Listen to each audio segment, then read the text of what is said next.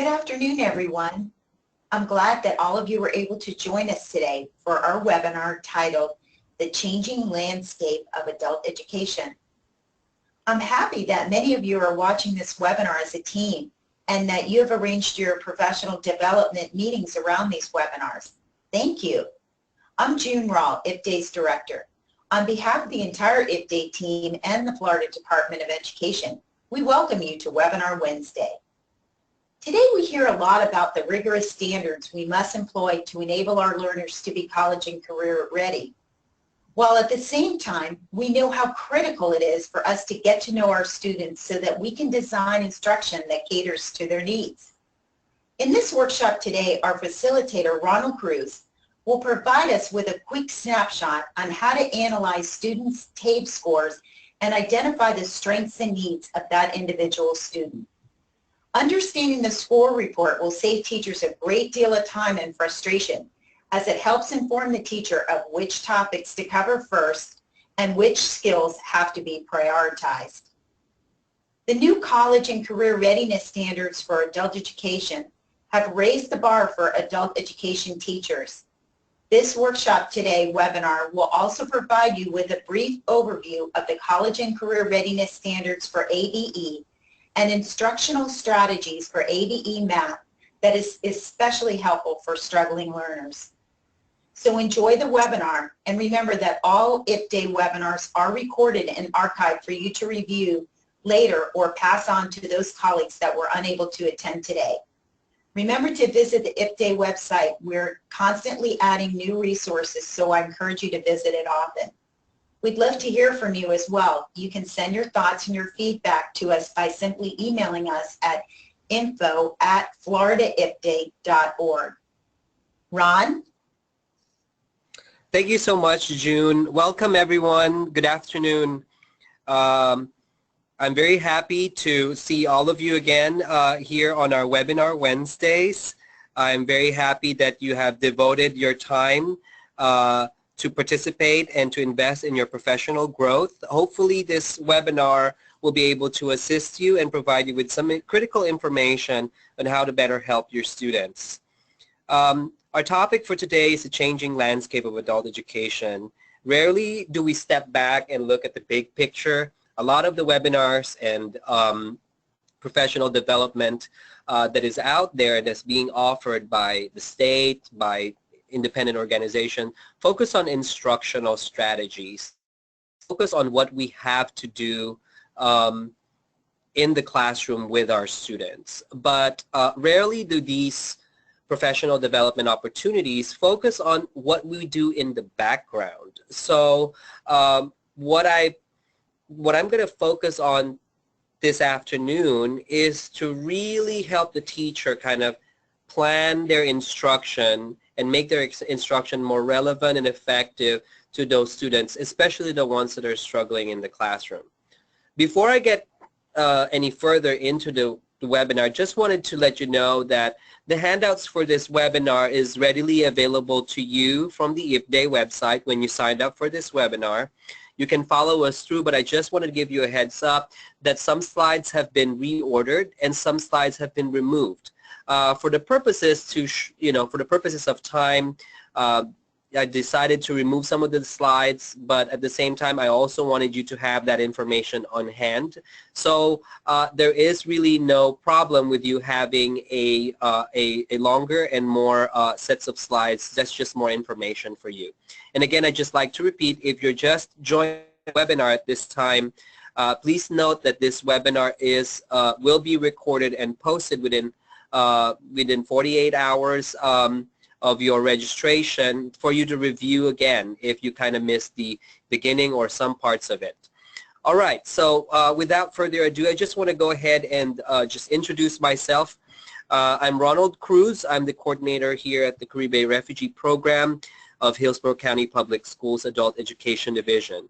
I am also the statewide trainer and facilitator for ABE and GED through the state of Florida and through Florida, offered through Florida IFDE. So some of you, I've seen some of the attendees here, and I'm seeing a lot of familiar names. So thank you very much for participating in this webinar. Hopefully, you'll be able to get the information that would be much helpful to you and to your students. So let's begin. Our ultimate goal for everything that we do is to improve student achievement in all aspects. And in order for us to do that, teachers need to understand what we have to teach, such as the content standards, and what skills, such as the standards of practice, need to be mastered by the students in order to be successful. And also we need to get to know our students better. And then we also need to know and have an awareness of what resources are available out there. A lot of the teachers, when I go out into the field, ask me about resources. Where do I get this? Where do I get? Is there a one-stop shop for many, many things that I use as an ABE or a GED teacher? And my frequent response to these teachers are, there already is a one-stop shop location or resource for all of these things, and that's the IFDE website. And you're going to see me explore and skim through the IFDE website to point out where to find different things. If you're still getting familiar with the website, hopefully this webinar will help you pinpoint specific resources that would be helpful to you and to your students. I'm going to give a brief overview of the assessment, the ABE and the GED assessment in this webinar. You know, it's just for some FYI and additional information for you. And then hopefully using the information about your students, about your curriculum, and about the resources available to you, and understanding the assessment, the ultimate goal is that you will use that information and understanding in planning and designing lessons that will be helpful to your students' success. And overall, I call this the IFDE experience because that one-stop shop that I told you is not just a clearinghouse of resources. The IFDE website is one complete experience for all of you. We have online courses, we have videos, we have grab and goes, we have templates, we have materials. It's a whole caboodle of resources helpful to both teachers, students, and administrators. So when I go into the IFDE website, it's more to me not just a clearinghouse of resources, but it's also an experience for me. There's always something new. The tip of the day, the tip of the week is always useful. Something makes me feel that I'm in the loop of what's going on in adult education. So we're gonna move on from that and talk about why do we have to emphasize these higher order thinking skills or higher level skills as emphasized by June Rawl during her introduction. Now, as we all know, the demands for the workforce for our students are increasing by the day. Every year, you know, the demands for the workforce, the labor, and the technical skills that are needed to enter the labor market is increasing, and it's becoming more specific day by day. And that's just because of the technology and the world that we live in. The changes in policy, in labor, in education, in many things really influence the availability and the type of workforce market that is out there for our students. Pursuing a career pathway for those students will help them get to that point where they're ready to step into that door and enter the workplace or apply for employment. In order for them to be competitive with different people that are applying for jobs, they have to be able to perform complex tasks, not just the basic reading, numeracy skills, but really know, in addition to the technical skills, but really know advanced communication skills, advanced writing skills, and also very technical mathematics skills that are specific to technical jobs. The adult education program also provides opportunity for acquisition of more skills if they're already in a profession or in a workforce and they wanted to move up the career ladder. Adult education also provides that opportunity to our students. So it's really, really important that we cater to the needs of our clientele. As we know, if our adult students do not feel engaged, they do not feel that the instruction given to them is relevant to their needs, they walk away and they stop coming to school and it becomes a problem. In order for us to prevent that, we as teachers have to do our due diligence in getting to know our students, not just at the academic level, but also on their personal level that really guides where they're going in terms of their personal goals. So we need to know who they are, what skills do they need, and more importantly, what skills do they already have, because there's no point of reteaching them a skill that they've already mastered. And then are they prepared for college or for career, whichever one they prefer. So let's talk about the adult basic education student. What is ABE? What is the ABE student? What are their needs? There are all our ABE students come from many, many walks of life, from many, many different circumstances in life. Some of them were not able to complete elementary or even secondary education, and they are wanting to go back into school and to improve their skills and to get their high school credential. But sometimes they would, in order for them to be placed in a program for high school equivalency, they need to be tested. And so that we can determine their aptitude, where are they, and so that we can put them in a class that would best fit their needs. That's the initial stages, and that's how we identify our ABE students, is using that TABE test. So that TABE test is our initial indicator of the student skill level. And based on that student score, the combined math score, the reading, and the language score, determines where they fall in this continuum of adult education. Now, when the students' scores fall above the range or NRS, above the NRS level 4, they fall into a different category, and it's called GED Preparation Program or High School Equivalency Program. And students that are in the GED program are students that are 16 or above and does not hold a high school diploma. And then for some of the cases in our department, students may already have a high school diploma in their native country, but there's no such equivalency, or there's nothing that can attest or prove that they have the skills to enter the secondary education. So the students in our GED program are the ones that are trying to get their high school equivalency so that they can enter into college or enter into the vocational program, which usually requires a certain GED score. So let's step back a minute and try to digest what this means. The adult education system cannot stand still while the world around us is changing. And that's true for any type of education, not just for adults. It's also for young children, for K-12 education. It's also true for collegiate level or higher education.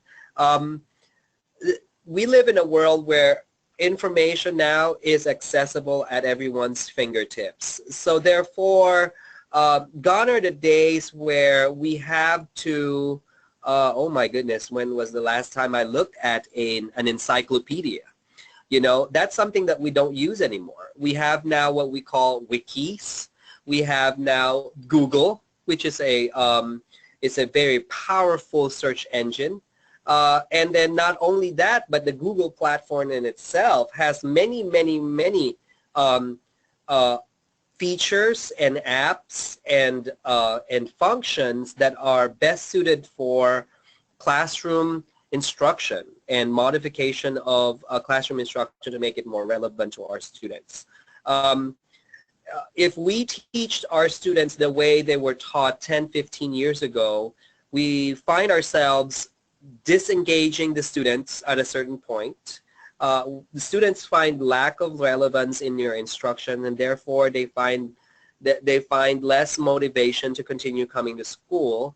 And or if they are in school, they are not engaged. And if they're not engaged in the classroom, that means they're not learning, and we're not providing them with the skills they need in order to be successful in these tests.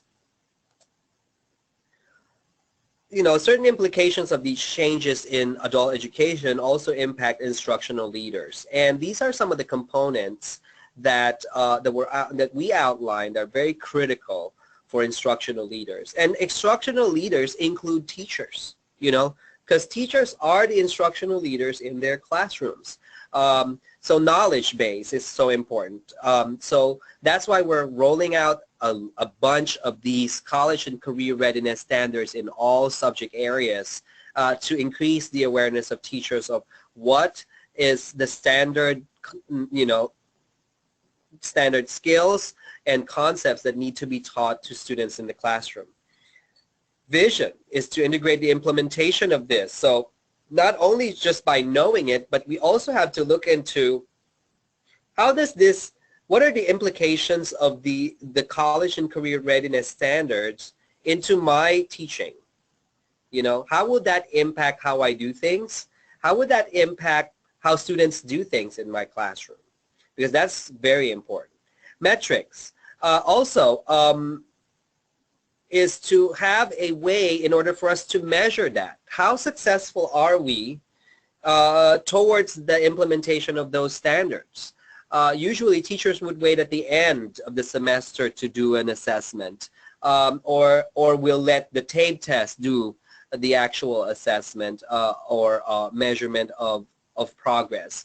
If we wait that long, by the time those tests are given and by the time the results are provided to us, it's already too late to provide the help to the students. And by that time, some of our adult students may already have given up. It is very important that we provide immediate and consistent and periodic feedback to our students so that they know if wherever they are or at what point in the curriculum they are, that they are making progress, that they are mastering these skills that are outlined in the curriculum. We also need to build the capacity so that everybody in our institution are aware of the things we do so that people can help and we can tap on the resources around us that would help us achieve that goal. And lastly is so this is what you're doing now. This is your component, is the engagement. To stay engaged, know what's new, know what's out there. There is no point of reinventing the wheel. You are not alone in this process. And that there are several resources around us that have been proven to be successful for adult students that are aligned with these college and career readiness standards. So now at this point, I'm going to pause for a little bit and see if there are any questions out there. And feel free to ask those questions using your question tab. You can type in your question, and I'm going to pause occasionally to answer those questions, those burning questions, and then move forward. As of the moment, I don't see any questions that are not addressed. Technical questions will be addressed immediately through the chat, so we won't address that orally in this webinar. Okay, so moving on.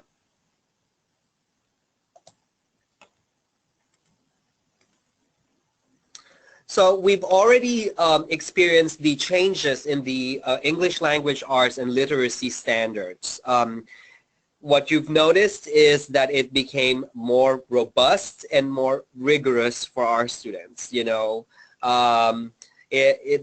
students have to now be a little bit more systematic in the writing process. Students are exposed to a vast array of vocabulary words and see if those vocabulary words embedded into a selection or to a reading or to a question, if they can comprehend that. The new English language art literacy standards demand for strong oral and written communication skills.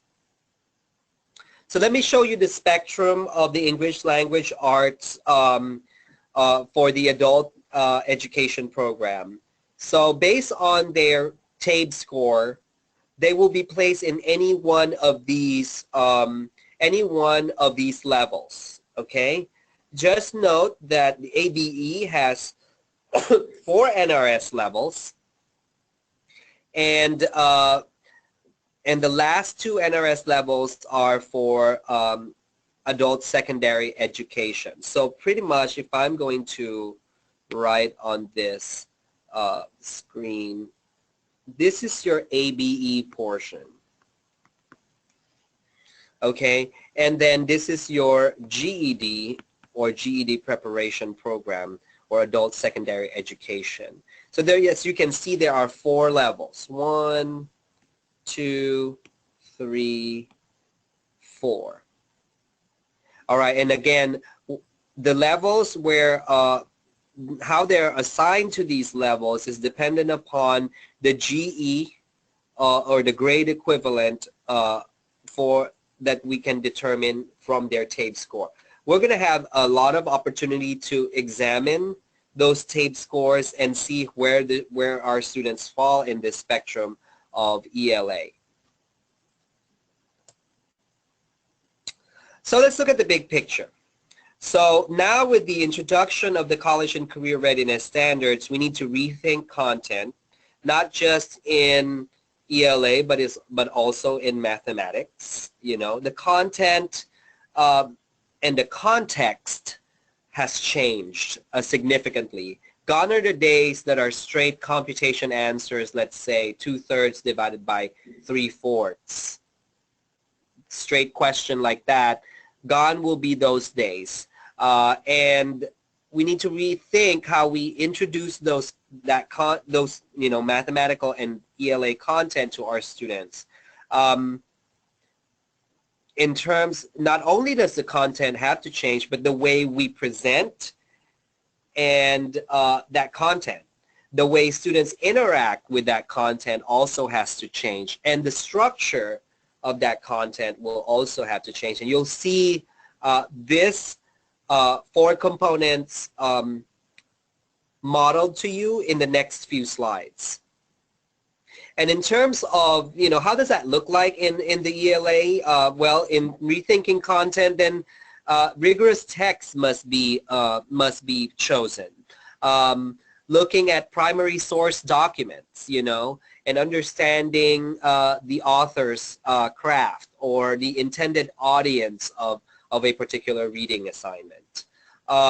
In terms of instructional material, we need to look at evidence-based writing or practice evidence-based writing with our students. And in terms of math, higher order mathematical problems. So introduction of starting in the early stages, introducing the students to word problems that will both hit the reading component and at the same time the mathematics component of your curriculum. Opportunity. So again, right before we dive into to the actual getting to know your students, I just wanted to give you a brief overview of why, of why are we doing this. We need to move past teaching to a test, because adult students, the test is just a means to an end, and the end goal is really employment or economic self-sufficiency.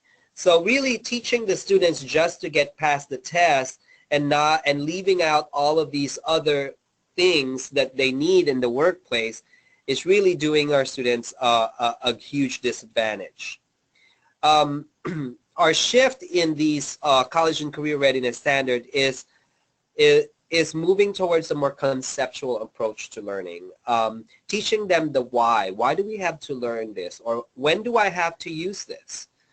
You know, our curriculum, our standards are now recreated or repackaged for us so that it is more friendly and it's easier to address these burning questions from the students. We need to meet the long-term and not just the short-term needs of our students, which I kind of said earlier in terms of moving past the teaching to the test. And then students need to see the relevance of what they're doing in the classroom to what they're going to do in the future. That's really is what motivates them to come every day. So now let's get to know our students. So first of all, we need to get to know what these levels are, where they are, what type of instruction, because we need to know at what point in our curriculum do we have to teach this, or at what point does the student have mastered a particular skill and only requires a review and no longer have to be a full dragged on instruction or topic of discussion in the classroom. So first we need to know these levels. So for the ABE classroom, there are four NRS levels. The literacy level, the basic level, the low intermediate level, and the high intermediate level. And the numbers to the right, what you see out in here, these numbers determine their level. So a student can fall in, let's take for example, a student could score at a basic level in mathematics, but their reading level could have been at a literacy level.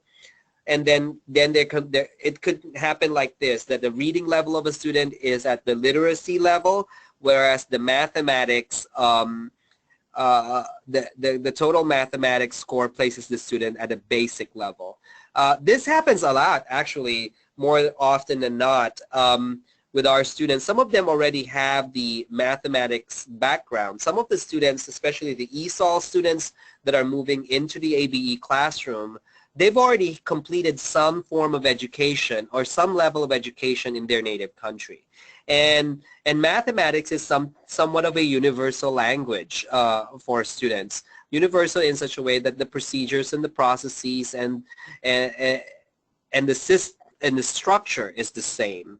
So a lot of these computation questions, which is part of the total mathematics score, is inflated by the computational skills, which has already been taught to them in their native country. So this is most likely going to happen, especially for those ESOL students that are moving into the ABE classroom. Now let me show you an easier or much more friendlier table to look at. Okay, so again, I'm going to divide this next table right here at the lower portion. Just so you know, this is your GED preparation, your ASE component at the bottom, and your ABE is at the top four. Now, do we have to get bogged down with these scores? I would tell you yes. Knowing where cutoff scores are is very, very important, because then that tells you where you should start with that particular student. So knowing these, let's look at a particular student. So what I want you to do is go to your handout where you see this page in particular, because I'm going to move to the next slide. And what we're going to do is we're going to look at a particular student's TABE score report, and then we're going to identify what level this student is. Okay, so let me give you a few seconds to go to this page of your handout. If you have an opportunity to take a screenshot or a snippet, that's also an option for you if you know how to do that. But I'm going to move on to the next slide, okay?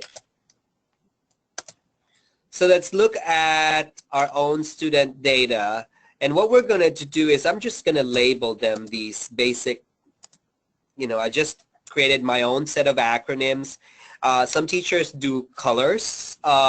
Some teachers like just the beginning letters of this. So whatever way you can categorize your students in your roster based on their GE level or based on their TABE scores, you can use these as your to mark them and to categorize them and place them in groups. So let's look at our first student.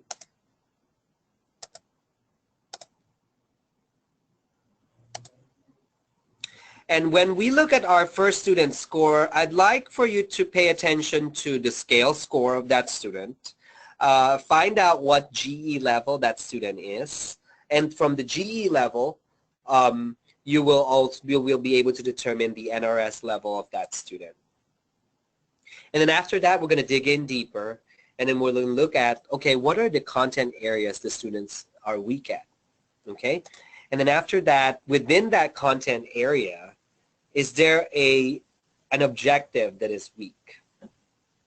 And then we're going to start from that. And it's also worth looking at the strong areas, because the strong areas of the student gives you a glimpse of how you're going to be able to use those students' strengths to build upon the students' skills and gear them towards achieving the more deficient areas. And then from that you can also use other types of grouping methods. Let's look at this particular student individual profile. Let's call this student A. Okay, so a lot of you are familiar with this score. You are provided with this score report. I just snipped the upper portion of this, and for the purposes of discussion, we're going to focus on one subject area, specifically the mathematics. Okay, so this is a TABE 10 online survey. It's an electronic test, and it's giving you the breakdown of the student's math score. This tells you the level of tests that was provided to the students. So it was a level M test. It tells you the total number of questions that particular component or portion have, the number of answers, correct answers, and the number of times a student attempted a question. So in this case, under the math computation, this student attempted all 25 questions and got all 17 correct. I mean, yeah, they got 17 questions out of 25 questions correct. So what does that mean? You know, so just by looking at this, that does not really give you so much information. So let's go in and look at the scale score. So the scale score standardizes whatever type of test you took, regardless whether it's an M or whatever, what level test, it standardizes the scores based on the level of the questions and assigns them a scale score. So one type of test is comparable to another. So in this case, under math computation, this arrow is supposed to go like this, I'm sorry. Under math computation, 17 out of 25 translates to a scale score of 466, and 26 out of 50 9 out of 25 translates into 428. Oh, that doesn't mean anything to me. Now you're going to use the table in the previous slide that I asked you to mark to find the grade equivalent. The grade equivalent, or the GE, that's what we are referring to as the GE. That's the grade equivalent. If you look at it, the student scored 4.8 on the math computation, 3.4 on applied math, and then on the total mathematics is 4.2.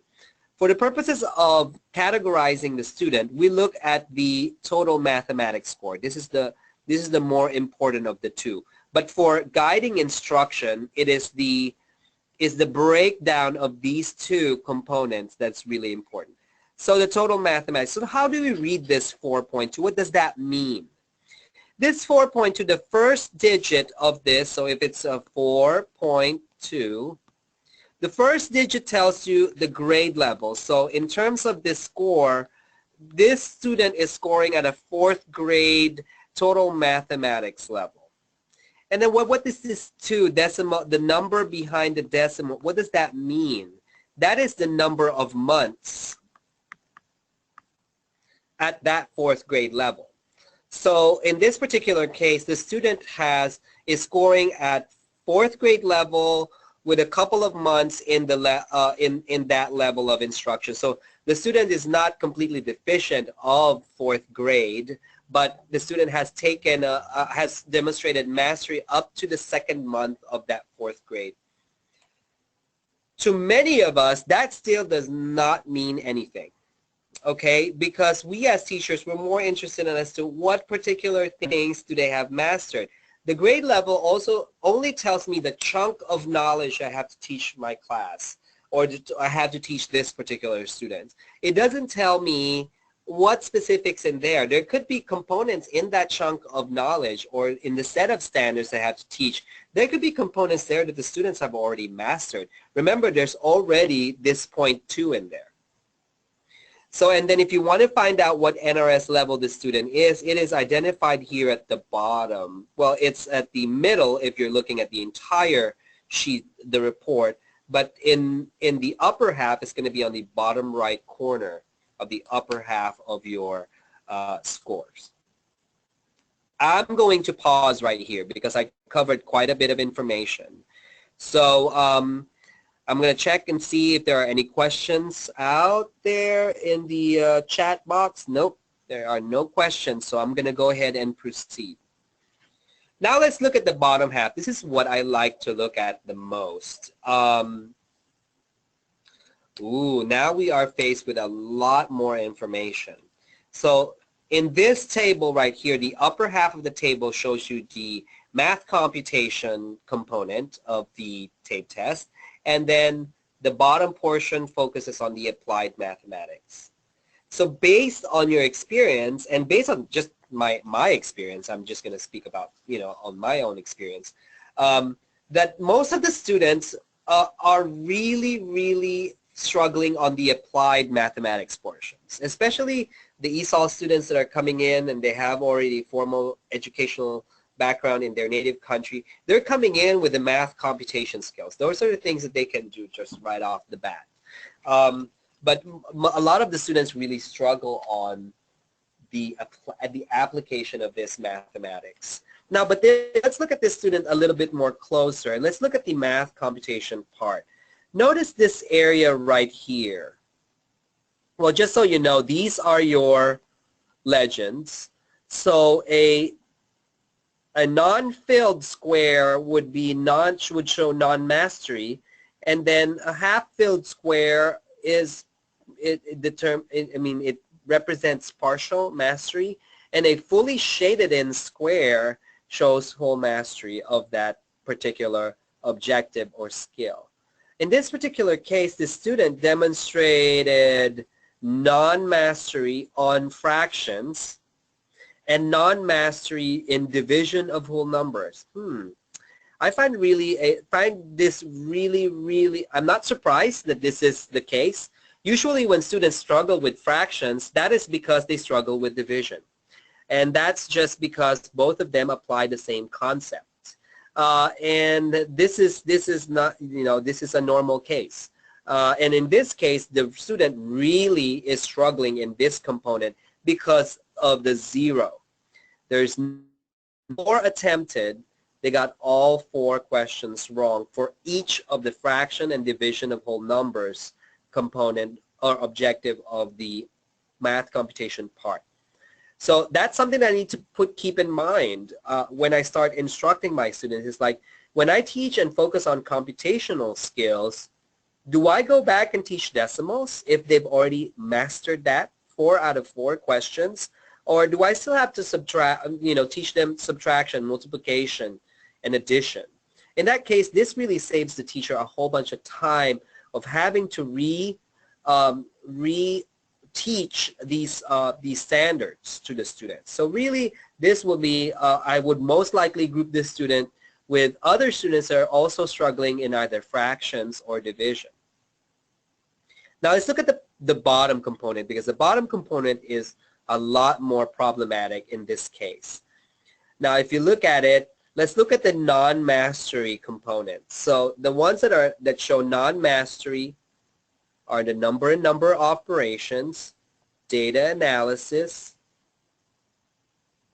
estimation, which I found very surprising, and problem solving and reasoning, and patterns function and algebra. All right, so let's step back for a minute and look at these 5 components where the students show non-mastery. Let's try to digest that a little bit. Now, it's not surprising that students is always problematic with word problems.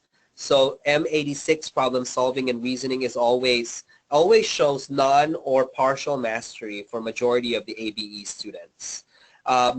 It is most beneficial if teacher would focus on this particular component because the GED test has moved and focused on this particular component. Majority of the GED, if not all of the GED questions that students are faced with, are in problem-solving format. Now, look at this portion right here in the algebra, patterns and functions and algebra component.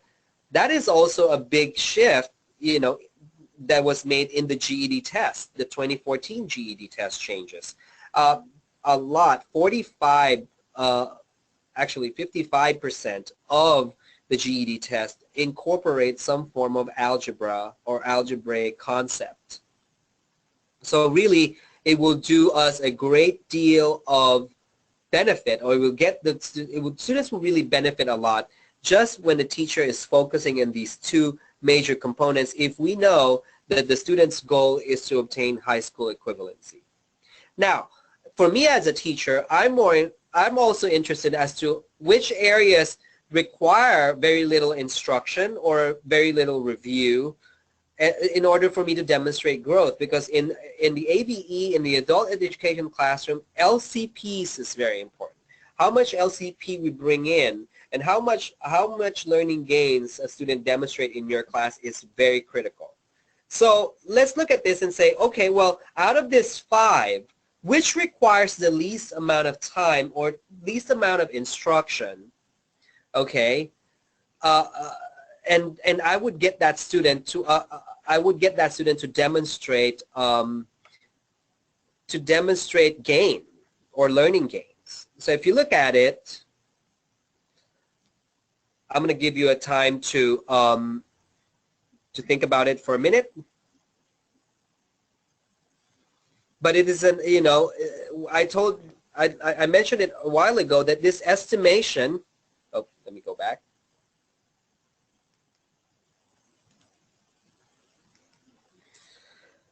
And I talked to you about this estimation component right here. This requires the least amount of teaching and review.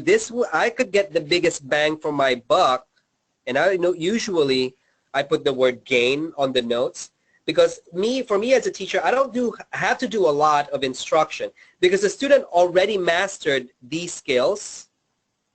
Then therefore estimation should come very easily. I just have to give them the rules for estimation, and they'll be able to perform those very quickly.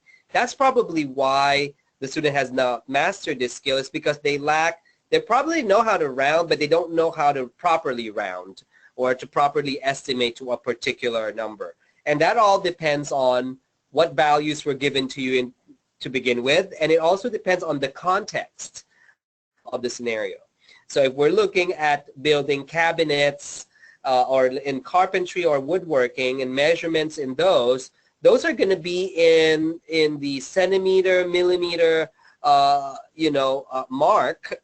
Whereas if we're working on bridges or houses, they're going to be in the meters or yards mark. So, estimation is not just based off of what numbers are given to you, the place value of the numbers that are given in a problem, but they're also dependent upon the context of a problem.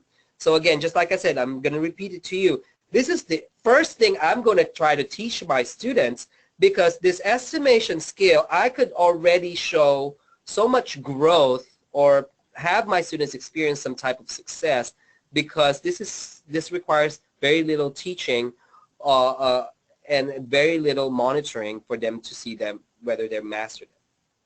Now after that, I'm going to focus on the number and the number operation. So I'm going to put the number 1 right here on the gain.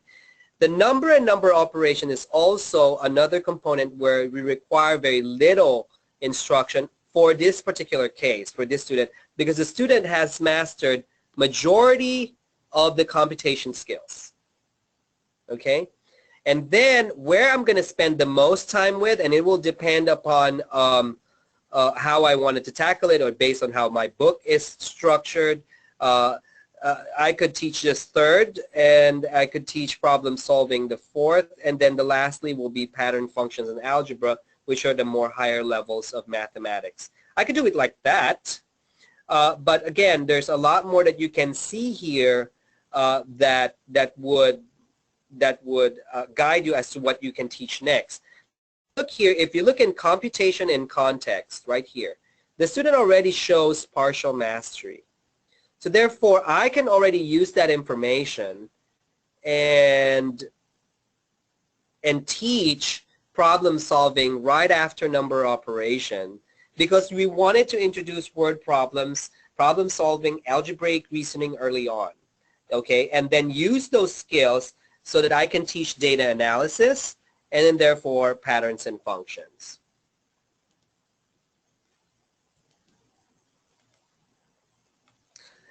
Again, I'm not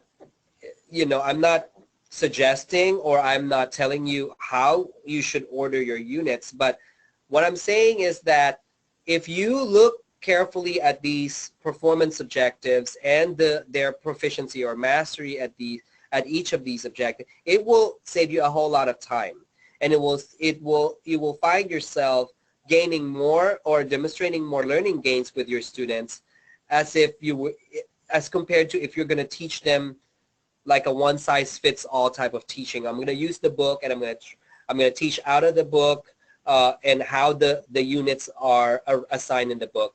That is one. I will not advise you to do that, because first, it will take you a whole lot of time, and then second, it will reduce the engagement of your students, because some of them may already have mastered those skills, and recovering those units for those students would be less engaging for them because they've already demonstrated mastery. So what I'm showing here is I just modeled to you how you should reflect upon a particular student's TABES test score to guide the plan of attack or your plan of instruction for this particular student. You can do this with groups of students and things like that. So now let's focus on, now that we know our students, then let's focus on the curriculum. I've got a lot of questions regarding where do you find these curriculum standards, where do you find the college and career readiness standards, where do you find the Florida curriculum frameworks for ABE and GED. You can find them from the Florida Department of Education. So you just follow this website right here, fldoe.org. You can also type in Google Adult Basic Education Curriculum Frameworks, and it will pop up right away. And as you can see here, I have here picked out the ABE reading standards. ABE reading curriculum framework. Now, these frameworks are also available from the IFDE website. Like I said, the IFDE website is a one-stop shop area where you can find every resource that you need as a teacher. And in this case, this is where you're going to find it. If you're going to go into the resources and click on ABE toolkits, that's where you're going to find all of these ABE standards. If you are looking for GED, all you got to do is you got to go into the GED toolkits and find your GED standards and curriculum frameworks there. So again, just like I said, and if you look here, there are other things in that toolkit. So assessment targets are there. Where do you find the college and career readiness standards that I've been mentioning since the beginning of this workshop? It's here. Resources for ELA and math. How do you implement these standards are all here. Lesson plans, templates, readings and research, workshops that we've done, materials from workshops that you may have missed or you've already attended. are all available in this toolkit portion of the ABE. So just so you know, and this is how it looks like on the website, and then every time you click on each of these tabs will open a set of folders just like these. Usually they're saved in PDF or Word or Excel that is easily accessible from your home computer or your tablet. I even use my phone to scroll and read through some of these resources when I need some point of reference at some point in time. All right, so let's look at the curriculum frameworks and let's take a quick look at this. The ABE curriculum frameworks for math, how is it organized? I'm just going to tell you where and what these all mean. The level of the NRS, that's why it's so important that we know what NRS level, so we can go into the curriculum frameworks and find it. Where is it? And if it's about statistics and probability, which is the domain, then these benchmark skills are the topics that will help me or that are required to be mastered by the end of this unit. Just so you know, the College and Career Readiness Standards curriculum frameworks for ABE Math are divided into 10, and these are the 10 divisions. And then there's also what we call standards of mathematical practice. And this is, you can find these standards of mathematical practice from the College and Career Readiness Standards resource that is from the IFDE website or from the FLDOE Adult Education Division component of the website. I'm going to show you that these standards on top are the curriculum standards for GED, and the ones at the bottom are for your ABE. And there's 8 standards of mathematical practice for ABE. I just gave you these as a sample. I've covered these topics, these mathematical practices, extensively in my previous webinar focusing on statistics. So if you want to learn more about that, you can look at the archived webinars for ABE and look for when I covered the standards of mathematical practices for ABE and word problem solving. And again, looking at the available resources, I was just talking about those. Look, there are lessons, links, toolkits, videos, webinars, workshops. These are all available to you at your fingertips for whatever level you teach. There is a set of things for ABE and there's a set of resources for GED. So I urge you to start clicking through this and look at what's available out there. There's several things. What we've been doing and we're pushing for in all of our workshop is really instructional strategies that would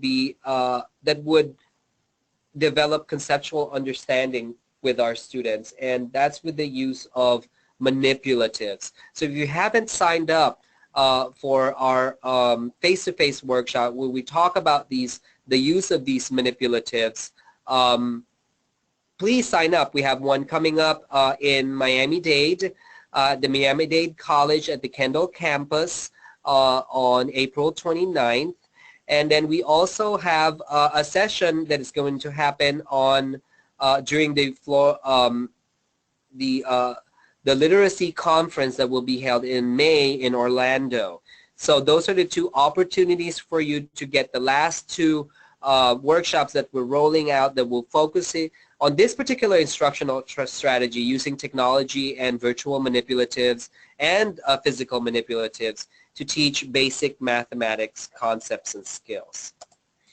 Some of the things that you're going to see in the workshop are just sample problems just like this, where we use colored counters to show, simplification of fractions, reducing fraction in simplest form, probability type such as this one, and also we also have fraction questions. So our workshops focuses on fractions. We have webinars and grab-and-go videos that would show you, or you can even use it in your classroom to show your students video clips, 3 to 4 minutes video showing students how to divide using a geoboard. And you don't actually have to have a physical geoboard.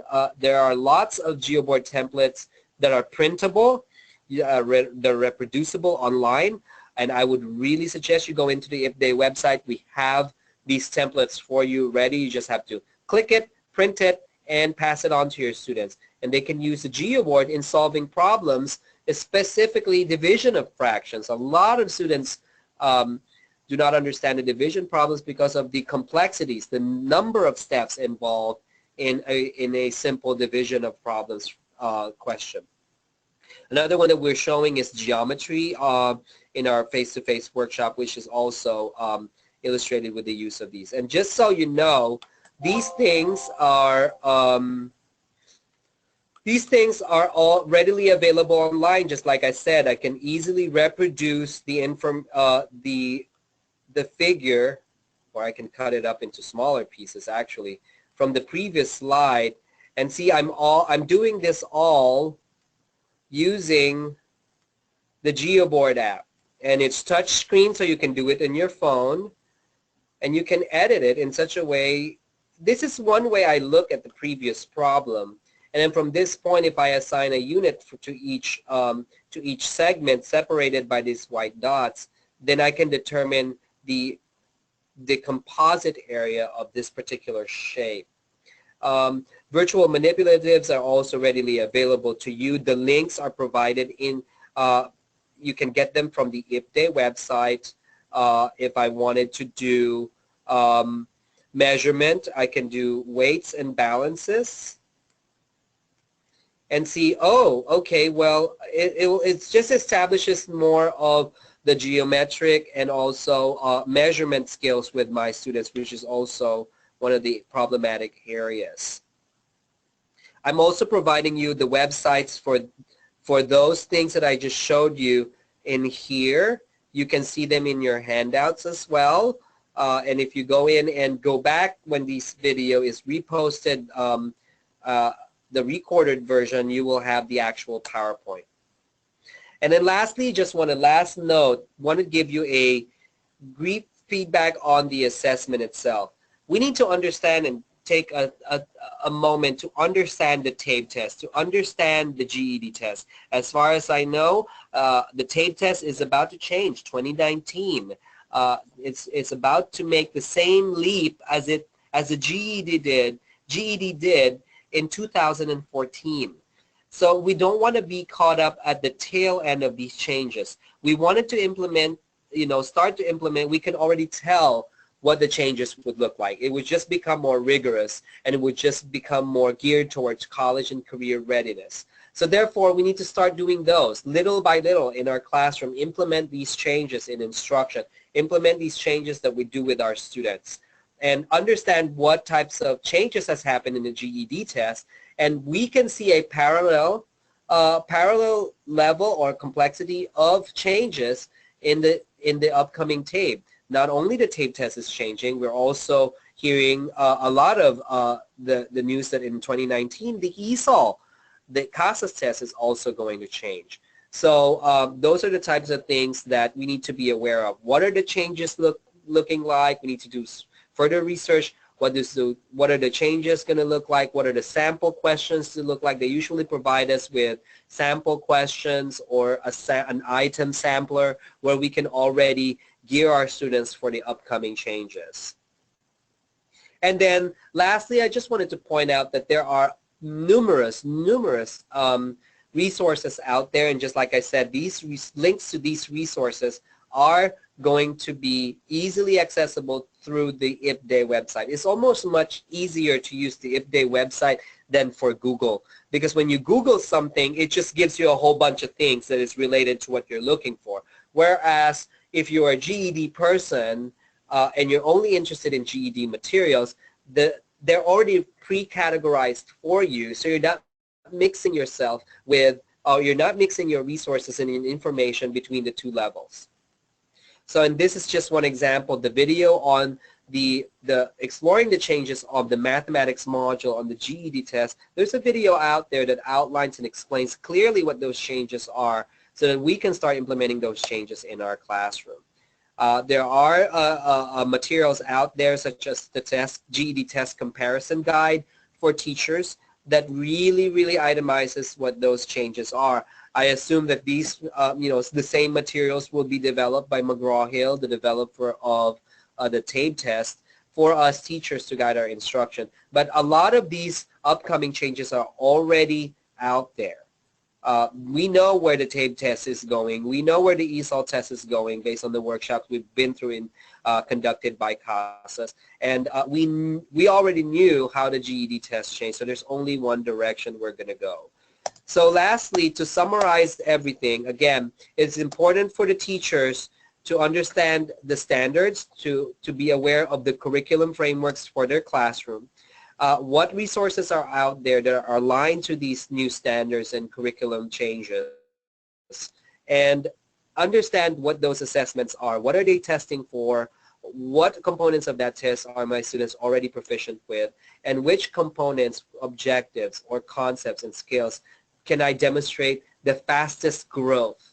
So I can get that first LCP, or so I can get that student to experience success. Because a lot of the students that come into us in the adult education world already experience so much failure in their life that an additional failure in the GED or the ABE classroom would just be tremendous, would have a tremendous impact on their confidence. If we can start with those skills that they already have, foundational knowledge and competencies, then start with those, because those are the ones that where they can demonstrate the most growth and they could experience the much greater success.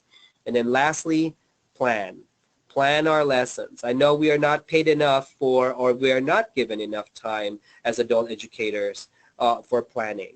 But planning could be in many forms. But what I'm asking adult educators is not to plan longer and harder, but to plan smarter and start the plan in a way that would gain us the most LCPs, the students would gain the most growth. So hopefully you were able to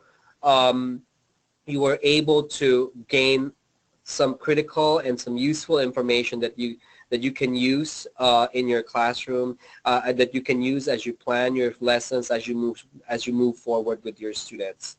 I urge you to reflect and to think about these things that I've covered in this workshop, because they're really very critical in moving students forward. In your participant handout, you have a SurveyMonkey link that I'd like for you to type into your browser, or if you have a cell phone with a barcode scanner, you can scan the QR code on the screen or on the paper on your handout, and I'd like to hear from you. I'd like to hear what you think about this webinar, what type of information should we incorporate in future webinars, or what types of approaches should we employ in our future webinars to make it much better and much more relevant to you adult educators. With that said, I really thank you so much for the time that you have devoted. Hopefully we were able to convey a strong message of change. I hope that we were able to assure you that what you're doing is moving students towards the right direction, and this is the first step. Participating in these webinars are really very important. With that said, I end this webinar by saying thank you, and thank you for investing your time for your own professional growth, because it would only be just better for your students. Have a wonderful afternoon.